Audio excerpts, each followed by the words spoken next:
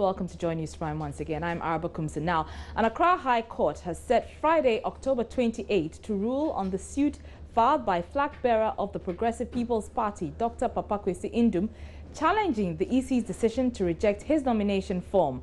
Lawyers for both parties argued and disagreed over a number of issues, ranging from whether the act by the Electoral Commission was legal to what was offered Dr. Indum. Now, he was offered an opportunity to rectify the errors identified on his forms. Joy News' Joseph Akable went to court today. He was in court and he has filed this report.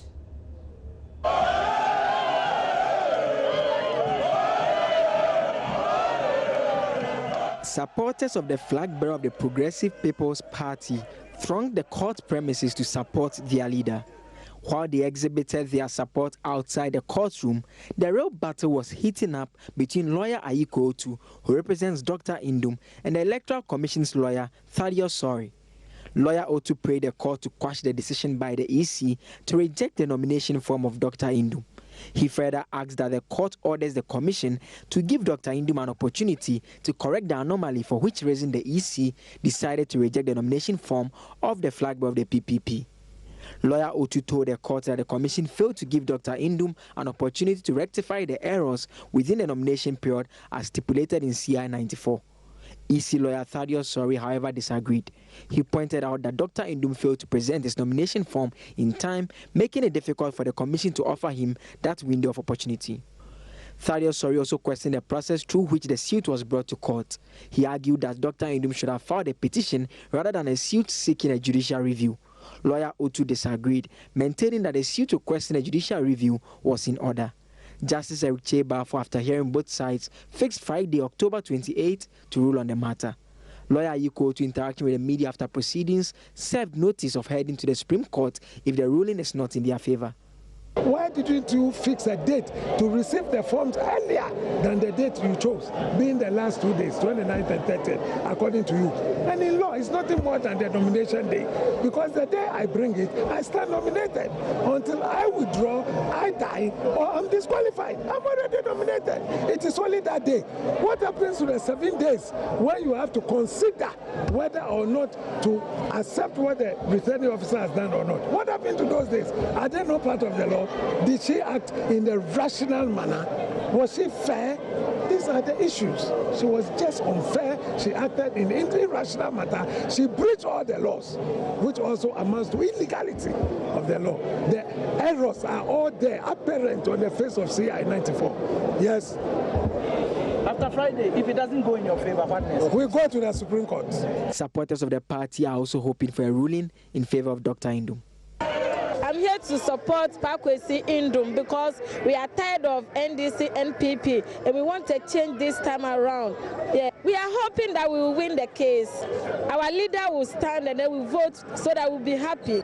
For Batra West, we are waiting for our leader to win this case, and we are hoping for the best. So we want prospective government, not incompetent government. We want to rule this country very well. We want competent government. That's why we are supporting Dr. Pakwesi Indum.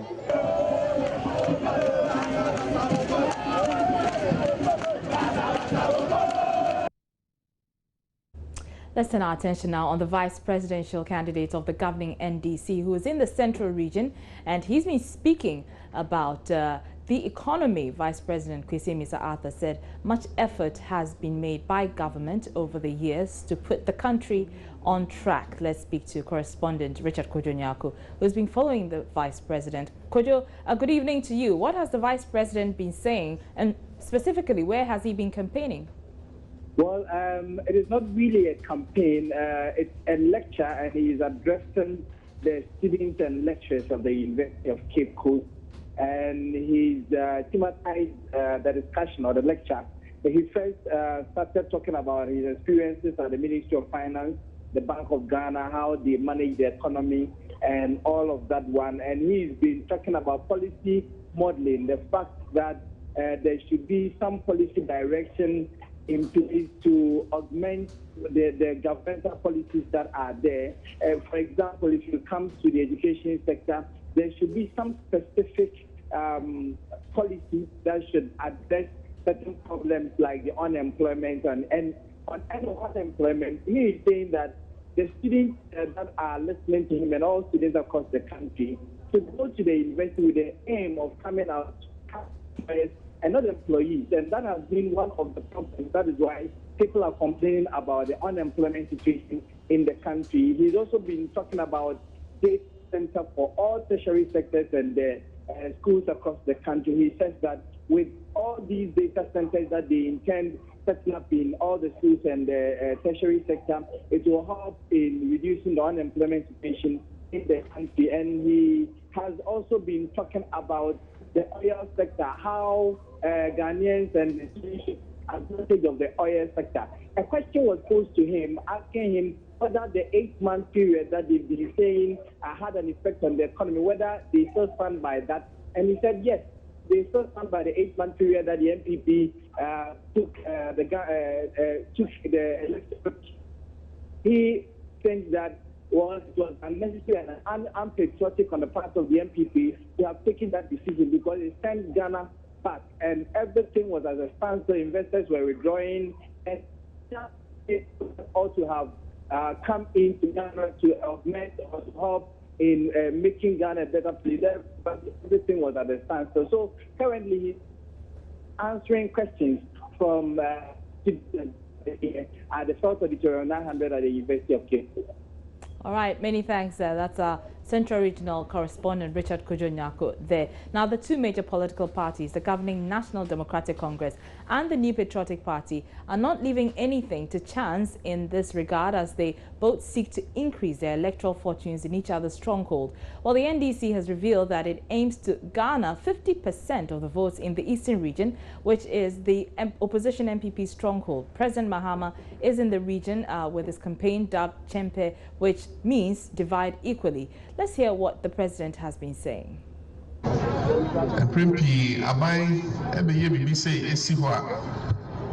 Most at times, when government puts up such structures, the notion is that it is for government alone. We should consider it our own as well. It is true that government built the school, but it belongs to the people of Takoradi. You have to take good care of the school. These days, our children excel in the BACE and WASI. When you look at the results, pupils from the less endowed schools are now performing better, and in the renowned schools, the students are not doing very well.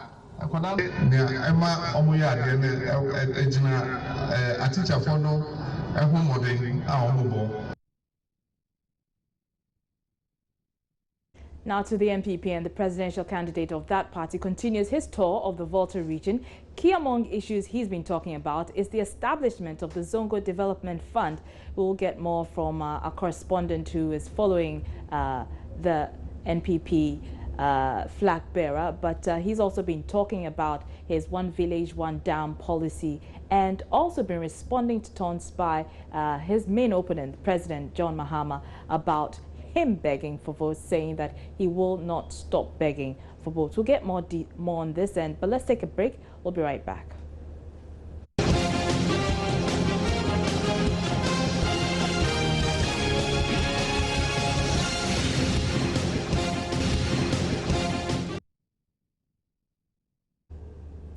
You're welcome back. Now, the Peasant Farmers Association of Ghana is demanding that political parties who want the votes of their members to prioritize resolving the conflicts between Fulani herdsmen and local farmers, among other issues, if they want their votes.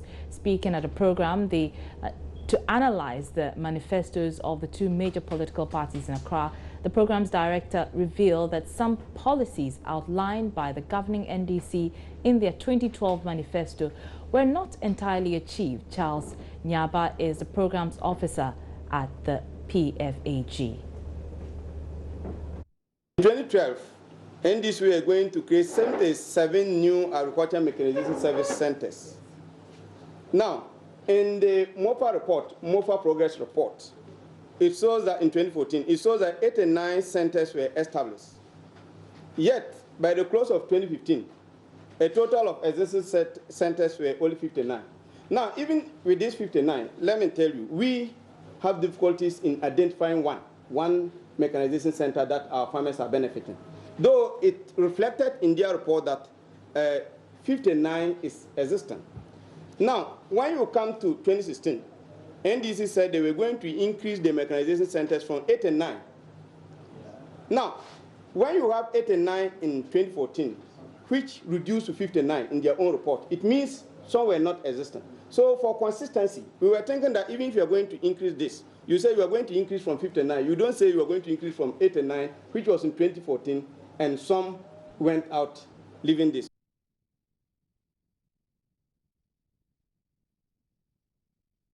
Analysis from 2013, 2014, and 2015, the GDP growth that we had, and then agriculture contribution to GDP has implication in that.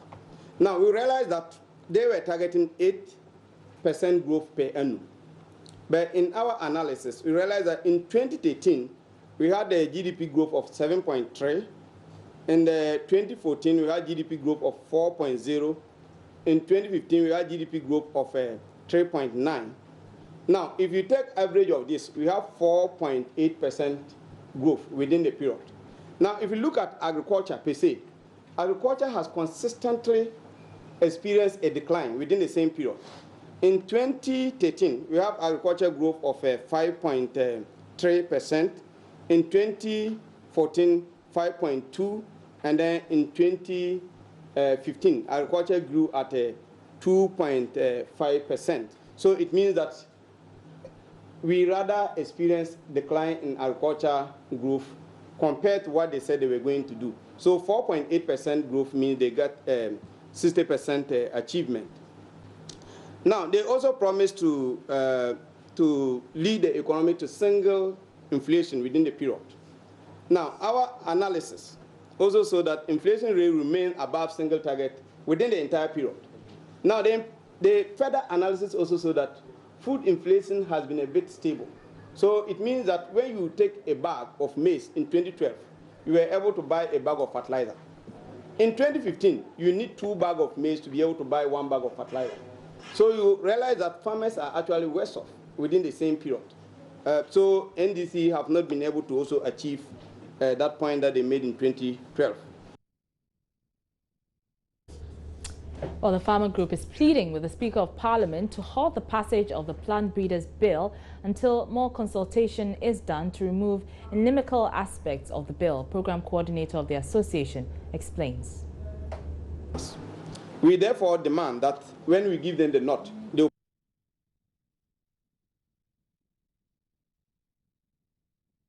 The Food Sovereignty Platform, led by PFAG, civil society organizations, chiefs and religious bodies and others, have advocated and campaigned against the Plant Breeders Bill in its current form.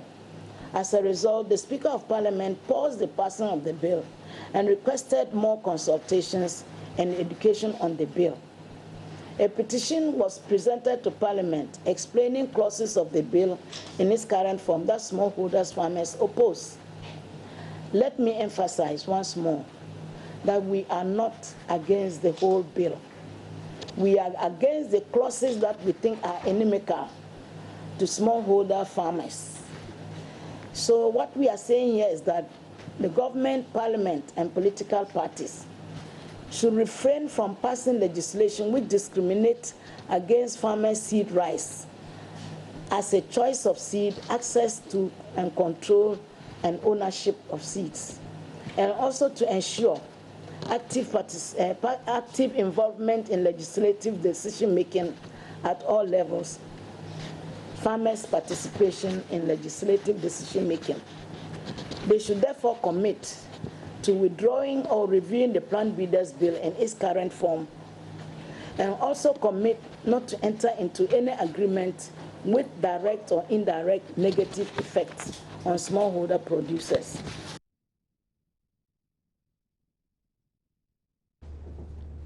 All right, joining me in the studio to talk more on this matter is the Program Officer of the Peasant Farmers Association of Ghana, Charles Jamba. Many thanks for your time and thank you. Thanks for joining us here on Joy News Prime.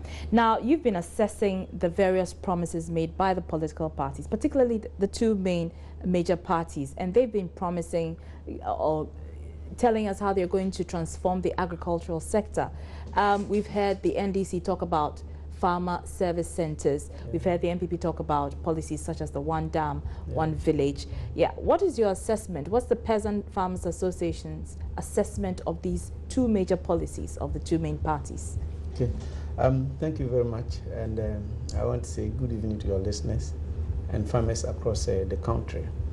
To us, it's always interesting if you hear policymakers, politicians, try to come up with promises and policies that address the agriculture sector.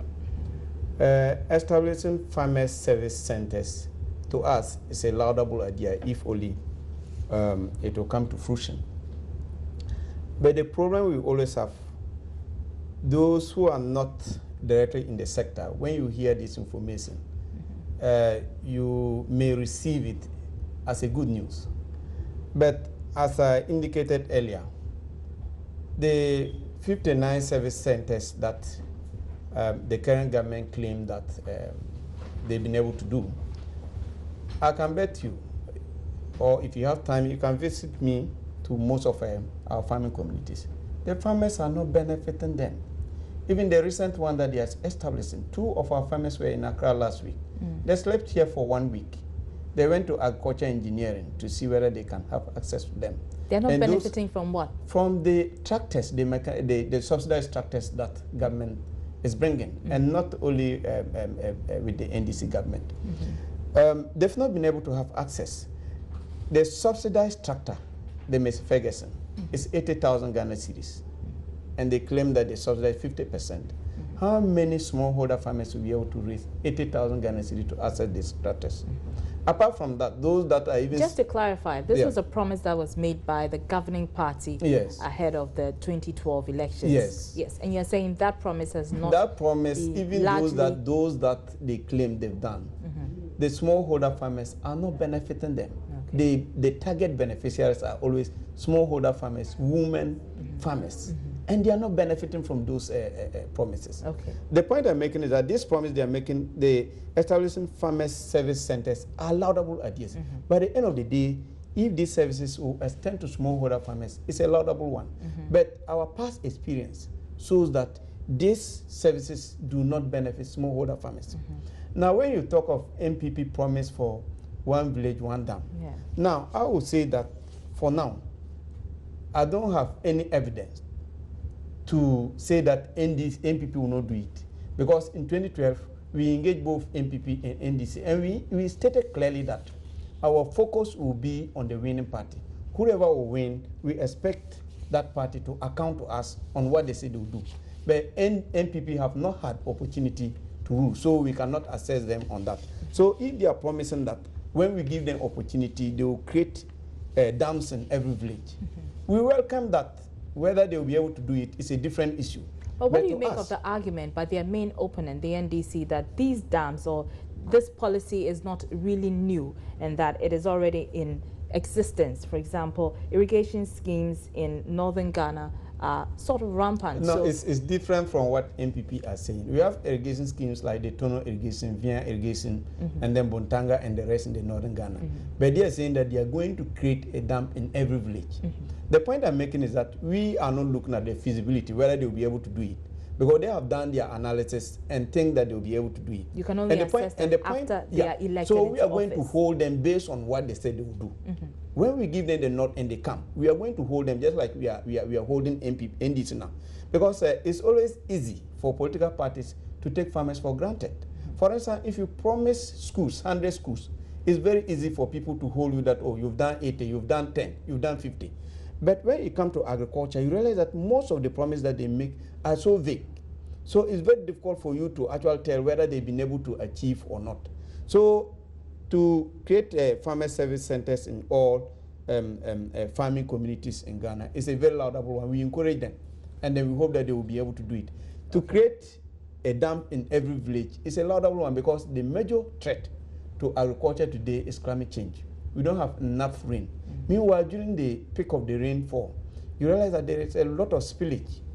There is flooding and other things. So if there is any policy plans to track this water so that it will be used in the drying season. To us, we think it's a laudable one, and we welcome it. So you've assessed the manifestos of these two major parties. What are your expectations of each party going into the elections? I'm sure that you must have some expectations about what they should be doing to transform the agricultural sector. Yeah, we have assessed them, and if you don't mind, I'll just give you a summary of what we've seen. In our analysis of the NDC manifesto, we realized that they made 51 promises to the agriculture sector, and out of the 51, 20 of those premises we realize that are not feasible, and that is represent 39%. They cannot. No, those that are feasible. Those that are laudable are 20 of them. That is represent 39%. And those are found to be very specific. Yeah, are very specific, and we are thinking that we can hold them to account, and they are good. They will benefit smallholder farmers. Those that are general, and then some of them are irrelevant to smallholder. If you combine all of that, we get 61%, which is not good for us. For MPP, we realize that most of the issues they raised were more specific, and we can hold them, and those represent 63%. So based on this, we are going to continue to engage them on those things that we think are relevant to smallholder farmers. Do you have specific demands of the party on what you want them to be doing? Yeah, we have. You know, to transform the agricultural sector. Yeah, we have summarized them in 10 investment areas. I can just list a few of them that we were talking about. The issue between Fulani herdsmen and crop farmers. It's a very big issue when you go to most of the farming communities. They can provide farmers with fertilizer, tractors, and what have you. At the end of the day, when they farm and these Fulani people go there and allow their animals to control the farm, it's a challenge. We've heard reports, but I mean, you're with the Peasant Farmers Association. Explain to us how widespread is the problem, and what impact is it having on the farms of these peasant farmers? Yeah, when you go to area, it's almost widespread. Apart from Western region, our analysis, apart from Western region and Central region, that the issue is not that much. Almost all the 8 regions, when you go from East region, you can talk of Afran Plain, you can talk of Agogo, you go to Buanhafu, Kintampo, Jema, Techiman, Edra, Wenchi, you go to Northern region, talk of Bupe, Yape, you go to Upper East, you talk of Kaslan and Kana East and West, you talk of Boko, all those areas, Upper West, similar things. Now, the point is that normally the Fulani people, their animals have to roam, and then they have to also feed on the land that our farmers have to also grow plants.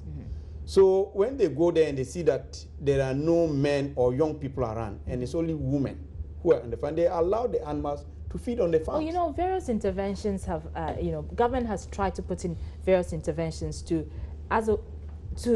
address the problem, but it hasn't really been successful. So what do you propose as a means of addressing this problem? Because as you say in your own words, this is a very I think in terms of intervention, government have not done much. What they always do is that when the issue comes and then we talk, we make known, they always send military people to go and calm the situation. Now when it's over, then they allow them to go. So what should be done? So the point we are making is that you come out with a law that you demarcate an area, that this area is for animals for feeding, and then you also create water and then fodder banks.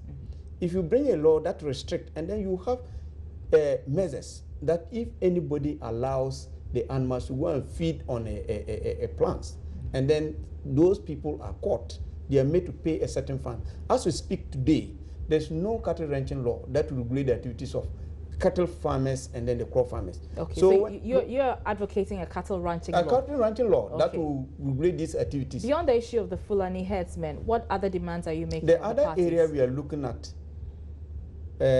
farmers' access to seed, access and control of seed. Now, seed is a very crucial for smallholder farmers, because if you have everything and then you plant a bad seed, at the end of the day you get a low yield. So we are saying that any strategy that government will come in to allow farmers to have access to quality seed. Now this quality seed, we are being very careful with it, because in the view of some of the policymakers, when they talk of quality seed, they refer to GMOs, and they're trying to take the sovereignty of seed growers from the country to multinational seed companies like DuPont, Monsanto's, and the rest, who based in US. And that is what the plant breeders bill that they are pushing on us seek to do. At the end of the day, when we allow that bill to go through, It means somebody can sit in the US, you just produce all the seed and come and impose it in Ghana, which we think we are against. Well, understanding is that has not been passed yet. Yeah. In fact, it's so we are actually calling on Parliament to take a second look of that. Extension, issue of extension services, it's a serious challenge. Even the limited extension staff in the field, they don't have the logistics, motorbikes, fuel to go and visit the farmers. So we are thinking that any government that will come into power will also look at. Issue of mechanization, irrigation we are talking of, we are looking for a government that is committed to ensure that they put resources to ensure that these things are done. Access to credit by women is a problem. Inflation is making it very difficult for us to actually match up with the cost of living. So we are thinking that any government that is coming in place will consider some of these things, among many others proposals that we are making to them for them to implement. All right, thank you very much. That is Charles Nyaba. He is a program officer of the Peasant Farmers Association of Ghana. We're taking a short break. Don't go away. We'll be right back.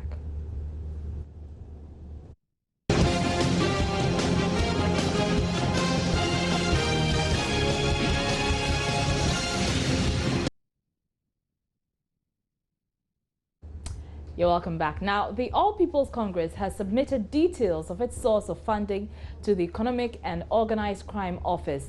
This follows an invitation by IYOCO to the party to explain public comments by the APC leader Hassan Ayariga that he has spent as much as $6 million campaigning following his disqualification by the Electoral Commission from participating in the December polls. Mr. Ayariga accused the Commission of unfairness in relation to his investment in the process. Since news of the IYOCO invite, the party has shifted positions, saying the figure was a slip of tongue. APC General Secretary Razak Opoku has been speaking to Joy News after their submission. My colleague Favor Nonu has details, and he joins me in the studio. Favor, so as it stands now, we can confirm that the APC has provided details of the party's source of funding. Indeed, so that's the case now. So today at about 4:30, the APC did indicate that following the invitation from IYOCO, they did honor it and then put together details of the party's source of funding, as well as the party's liabilities and assets, and all together in a document, and did submit to IYOCO, who have now received it. They were given a deadline of Wednesday to turn all of these details in, but they engaged with the IYOCO on Monday in an informal conversation and detail or explain all of these things to them, but followed up with these issues in writing to IYOCO today. So that's what they did today. Okay, so you were at the IYOCO office today, but what have the officials of IYOCO been saying following the submission of... Okay, so beyond receiving it, the other thing was that speaking to the General Secretary, the expectations were that IYOCO would have detailed them a day for which they will be responded to, but IYOCO hasn't detailed that as it stands now. They've only received it, but the party is quite concerned that so far as you're giving us deadlines as to Wednesday to respond to you, you should at least tell us that by Friday or next week Monday we'll be responded to. Then we'll know how to organize our party and all of its activities. But that's all we know. The IYOCO office has only received their documents, but hasn't given them details as to when. We know the PPP is supposed to do same, and so let's look forward to they also doing so. Then maybe. So as we speak, we are not sure whether the PPP has submitted its PPP has, but the APC has made it clear, and I've seen the documents that they turned into IYOCO that shows that indeed. But in terms of their campaign and in relation to this, what's the next line of action for the APC? Well, it's a two-way thing for the party now. It looks like with a IYOCO bid on standby, they would have to hold on and allow for all of these investigations and processes to be done with. But they are saying it won't necessarily affect the party's campaign machine, not necessarily for the presidentials, but they have over 60 parliamentary candidates across the nation who are going into the election, and so campaigning will continue for all of these parliamentary candidates in the various constituencies, whereas the flag bearer Hassan Ayariga himself joins them as and when he's available to campaign. So the party's campaign machinery is still active, it still goes on, and nothing really stops there, except that they are hoping IYOCO does respond to them and they'll be able to take it from there. But they are confident, though, that with the documents and the details that they finished the Yoko offices, well, chances are that they will be allowed to go, and there's not going to be any further questioning about the source of funding, amongst other things. All right, thank you very much. And that was my colleague Favor Nunu with those details. Now, let's go to the Upper West region, because the Regional Police Commander, DCOP Kwesi Mensah-Dogu, has warned members of political parties in the region that they will not countenance any form of indiscipline or violence from any quarters during this year's elections. Interacting with members of political parties, DCOP Mensah-Dogu said the police will be steadfast, focused and proactive to prevent any form of violence that will mar the December polls. He warned the police will deal with persons who flout the act irrespective of their party affiliation. Upper West Regional Commander of the Ghana Police Service, Deputy Commissioner of Police, Kwesi Mensah-Dogu, stated that the police administration has so far trained its personnel all over the country to ensure that they handle the election with tact and professionalism. Since the police has the mandate to arrest and prosecute any member of the general public who may want to mar the beauty of the elections before, during, and after the elections. We are not going to countenance any indiscipline. We are therefore appealing to the political party executives. We have to respect the Public Order Act. I think you know what to do. You know the number of days that you have to send your letter to the police for any engagement. 5 clear working days, excluding weekends. Upper West Deputy Director of the EC, Ali Osman Adamu, noted that all plans of the EC to hold the December polls are still on course, despite the numerous suits filed against it. He rolled out their programs in the region. The Commission has appointed the returning officers who are mandated by law to conduct the elections on behalf of Electoral Commission. We have appointed all the 11 returning officers and the 22 deputy returning officers, and they have been given the writ of elections, which empowers them to conduct the elections on behalf of the Electoral Commission. He identified 81 out of the 275 constituencies as hotspots, with 3 coming from the Upper West region. To this end, Deputy Upper West Commander of the Ghana Police Service, Dr. ACP Saibu Garba, assured the people that they are leaving nothing to chance and will treat all constituencies as trouble spots. We're looking at Laura, we are looking at Girapa, and we are looking at Wa Central. For security purposes, the National Election Security Task Force is considering every constituency or every police station as a potential hotspot. That is how we plan. So we are considering all the 11 constituencies in the Upper West regions as potential hotspots. Some of the participants shared their thoughts on the meeting. What I want to urge the police to do is to ensure that each polling station, each of the 991 polling stations, is manned by a security personnel. They shouldn't go there as Egyptian mummies. Please, there are times in the past that incidents will be occurring there. You draw the attention of the security personnel, and he will tell you that that is not his or her responsibility. We are all for a positive Ghana. We have Ghana before political parties. I am first a Ghanaian before belonging to the NDC. My brother Hafiz is first a Ghanaian before belonging to the NPP. And of course, if Ghana bends, then we all have bent. Important for Joy News, Rafik Salam. Wow. This is Joy News Prime. I'm Araba Kumsi. We're taking a short break. We'll be back with international news.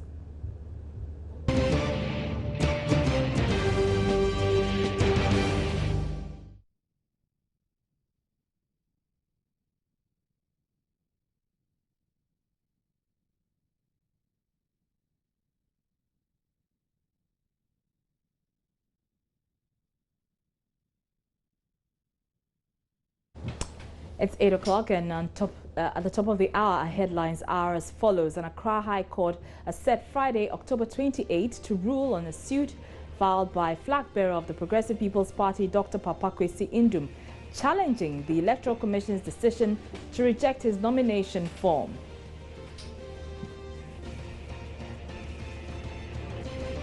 The two front-runners of the 2016 elections crisscrossed the country in an attempt to garner more votes. John Mahama is in the eastern region, whilst Nane Akufo-Addo courts voters in the Volta region. Meanwhile, farmers demand inclusion of clear-cut policies on how parties intend to improve a agri sector if the politicians want their vote. In business, Minister of Employment and Labour Relations reiterates government's commitment to offer tax rebates to private businesses that engage unemployed university graduates in an effort to encourage the private sector to help reduce graduate unemployment in the country.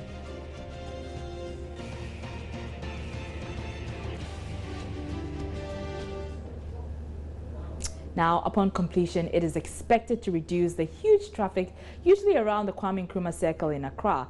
But the menace of street and pavement hawking that leads to congestion around the area may not be reduced, as sellers have already taken over the newly constructed pavements under the newly constructed interchange. Joy News' Maxwell Agbagba reports vantage points under the interchange are already occupied, ready for business. It's an artist's impression of the Circle Interchange. Its aesthetics and greenery is refreshing. But the beauty of the real three-tier Circle Interchange will forever remain a mirage if city authorities do not take steps to protect the over €74 million edifice. With some few days left for its completion, some sellers and hawkers have taken the interchange back to what it looked like, with buying and selling actively taking place at some vantage points of the interchange.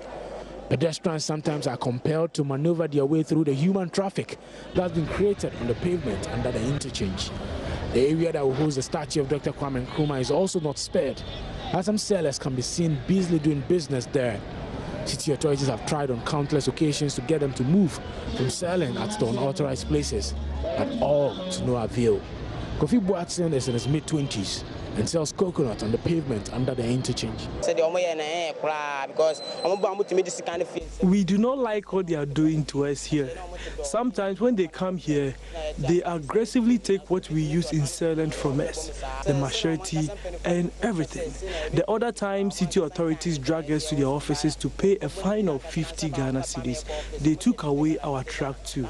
God's abundant blessings can be found here. That is why we are still selling here. President John Dramani Mahama cut the sword for the construction of this interchange sometime in October 2013. The main purpose is to ease congestion on the stretch. But as it stands right now, that purpose would possibly be defeated, as some sellers are back here on the streets selling and doing business. From the sale of earpiece, bananas, coconut, everything. You can find it right here under this interchange. Reporting from the Circle Interchange here in Accra, for Joy News, Maxwell Agbagba.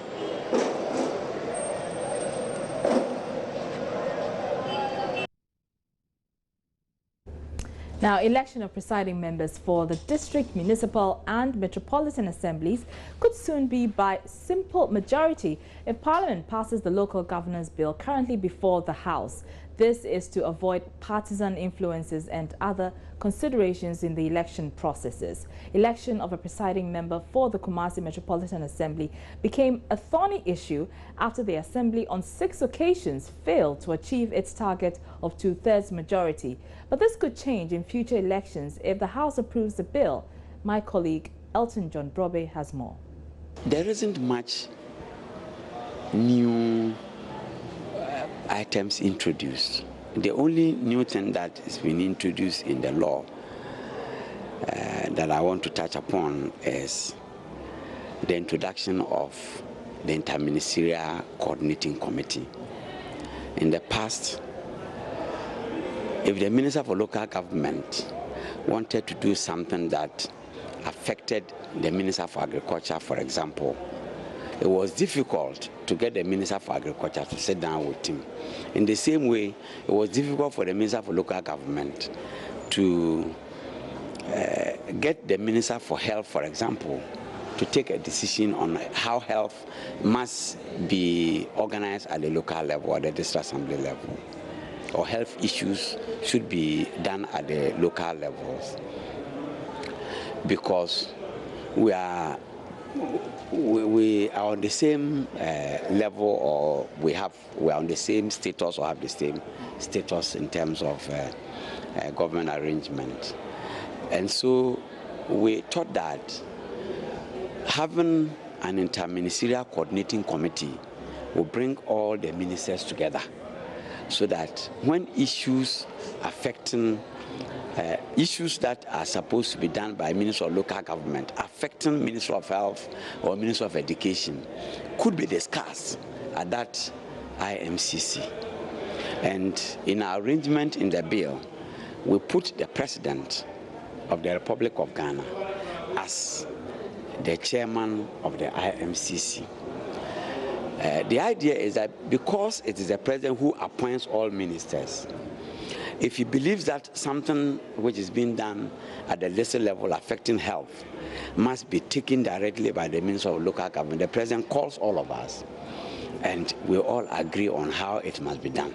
That way, there will not be any turf wars between ministries or ministers.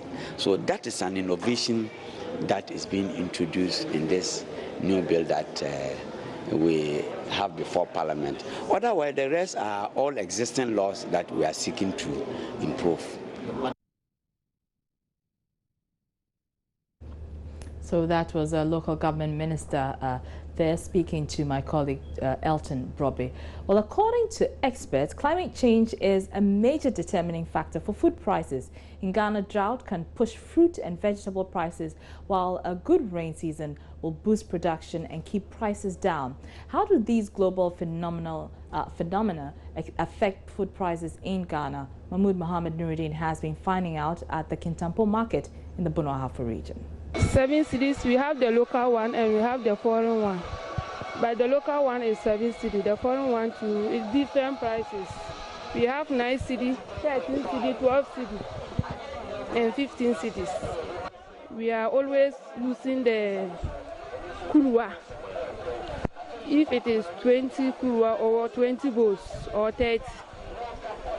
Which one is the kurwa? Can I see one? The bowl. This one. Okay, this is what they call the kurwa. Okay. The bowl. This one to the konko. So, what are the prices of tin of tomato? We have 1 seed. Say the prices of more fish products.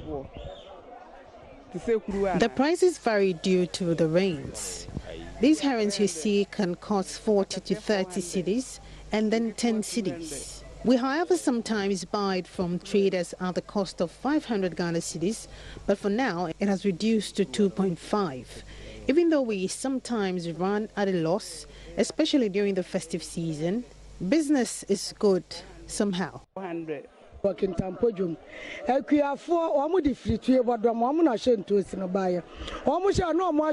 tomatoes you see here are spalts. These are some of the challenges we face here. The sellers actually mix the unripe ones with the ripe ones. They put the ripe ones on top, leaving the unripe ones under. Sometimes we run at loss. These tomatoes you see here are spalts, and I don't even know what to do with them.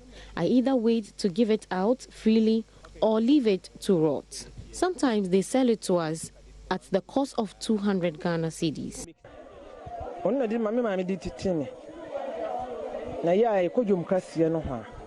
I am happy.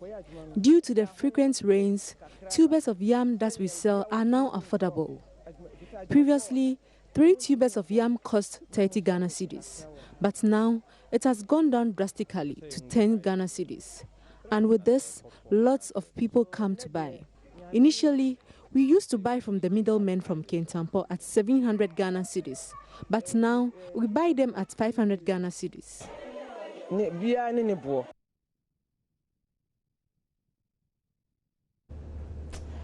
We're taking a short break. We'll be back with entertainment news.